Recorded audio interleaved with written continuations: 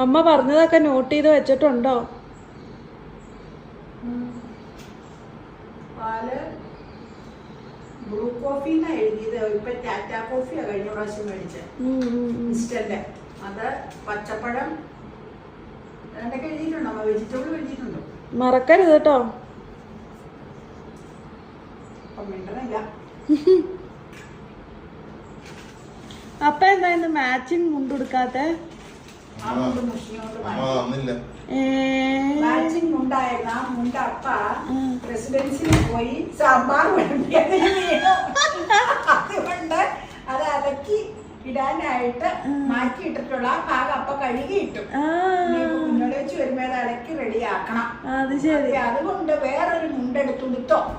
ഷട്ടിലടി മുണ്ടാട്ടോ ഇതൊക്കെ.